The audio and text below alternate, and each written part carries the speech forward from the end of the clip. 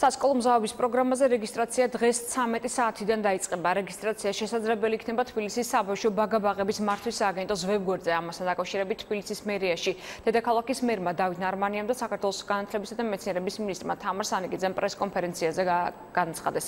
რეგისტრაცია 26 ოქტომბრამდე გაგრძელდება. პროგრამის განხორციელება კი თბილისის ბაგა-ბაღებსა და საჯარო სკოლებში 2 ნოემბერს დაიწყება.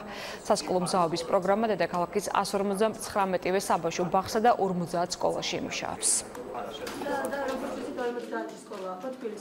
სასკოლო მზაობის პროგრამა სკოლის წინარე ასაკის ბავშვებისთვის ერთ-ერთი მნიშვნელოვანი პროგრამაა. განათლების სამინისტროსთან ერთად მომზადდა საჯარო სკოლებში არსებული ინფრასტრუქტურა. რეგისტრაციის ადგილების მიხედვით განსაზღვრული იქნება კონკრეტულად ადგილები. პირველ რიგში იქნა სახელმწიფო სტანდარტი, შესაბამისი პროგრამა, მასწავლებლის მომზადების მოდული, რომელიც უკვე ამოქმედებულია და ამის მიხედვით მასწავლებლებიც მომზადებული არიან. ის აღსაზრდელები, რომლებიც დარეგისტრირებული არიან თბილისის საბავშვო ბაგა-ბაღებში და შეესაბამებიან კონკრეტულ ასაკობრივ ჯგუფს ან 5-6 წლიან ჯგუფებს, ისინი სასკოლო მზაობის პროგრამას გაივლიან თბილისის საბავშვო ბაგა-ბაღებში, ხოლო ის აღსაზრდელები, რომლებიც არ არიან დარეგისტრირებული საბავშვო ბაღებში და დაბადებული არიან 2009 წლის 14 სექტემბრიდან 2010 წლის 12 სექტემბრის პერიოდში, ამ ბავშვებს საშუალება ექნებათ დარეგისტრირდნენ